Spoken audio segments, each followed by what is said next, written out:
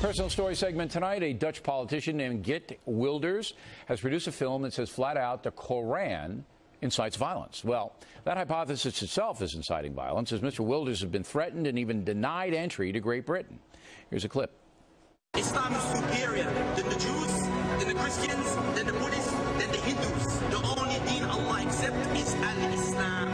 And whoever seeks any other deen apart from Islam will never be accepted. You will take over USA. You will take over UK. You will take over Europe. You will defeat them all. You will get victory. You will take over Egypt. We trust in Allah.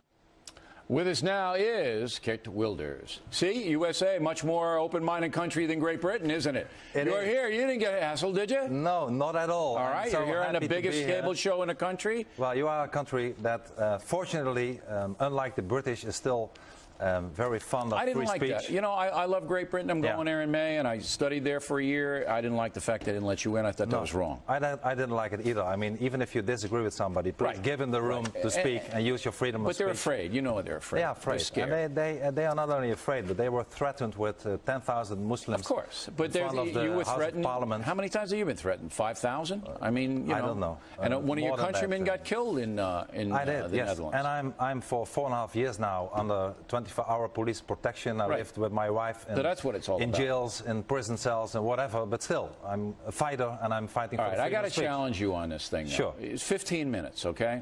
And you got nuts like you showed here. You know Bill Maher is?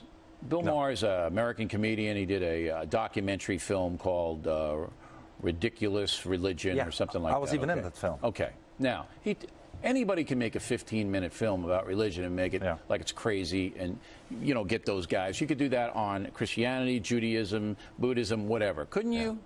No, not a movie like that. I mean, for instance, if you look at terroristic acts, of course it would be crazy to state that all Muslims are terrorists, because they are not. But almost all terrorists, unfortunately, are Muslims. So it would have been impossible to use. I didn't use actors in the film. I used real images combined with certain verses from certain surahs, and it would have been impossible to make that kind of movie about Christianity. And my point exactly is that when you look at the Islam, I'm not talking about the people. I have nothing against Muslims. Yeah, when you look at the philosophy... If you look at the ideology of Islam, it's a totalitarian ideology. But you don't spend much time in the documentary on the Koran itself. And again, you can take the Old Testament and the Bible and pull out all kinds of inflammatory stuff. And I'm saying to myself, what good is... Here's the bottom line on it, sir. What good is this? Most people know, in the free world, not in the Muslim world, in the free world, most clear-thinking people know that worldwide terrorism is driven by Islamic fascism. Most people know that. What good is you telling them again? Unfortunately, most people in Europe don't know, especially the political elite, the leadership in Europe. They don't know it. They are afraid. They are what the Arabs call dhimmis. They are afraid of the reality. If I tell you that even today in a European country, Great Britain, the country that banned me and sent me away after detaining me for a few hours, we have already today, when it comes to family law, Sharia courts functioning. I mean, this is Europe today. But you can't tell me after the London subways got bombed, after your compatriot got murdered in the street of Holland, after they blew up the train in Madrid, after all of these things happened, that Europeans don't know? No. They don't know? The European they're people... They're afraid. They're cowards. They are big, fat cowards. Okay, so this isn't going to change that. But the political elite is not acting. What we should do, we should be more proud of our own identity. We should be more proud of our values that are based on Christianity, so what do? On Judaism. Do you throw the Muslims out of Holland? I will not throw anybody out. Because you got a big problem over there, don't you? What I wanted to say is that the first thing we should do in Europe is to stop the immigration from Muslim countries.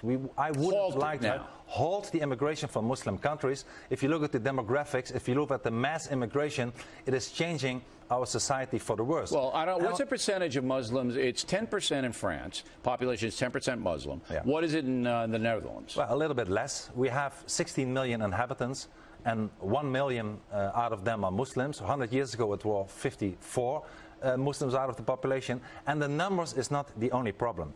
The fact is that at the end of the day, we will lose our freedom, because Islam wants nothing else than to submit other people. They are not in our societies to integrate. Now, do they call you a racist like they call me here? Well, you know, they do, but it's very easy that if somebody is not playing the political correct tune to label him a racist or xenophobe, I am not. My party today represents the second biggest party in the polls in the Netherlands. Why? Those people are not racist. Those people are proud on their own Christian identity. They don't want the Netherlands to become an Islamic country. You wouldn't throw them out, but you'd stop the migration. I would stop the migration. I would not throw anybody out, except if they commit violent crimes. Sure, of course, then we can say, well, you are not welcome anymore in this country. And this is really the first thing we should do.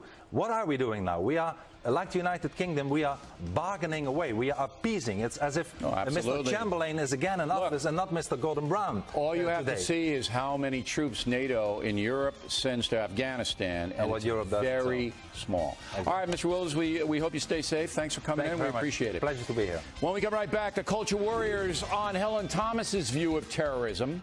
And also ahead, Gay Marriage, the big winner in the Best Actor category last night. Reality Check has the behind-the-scenes story.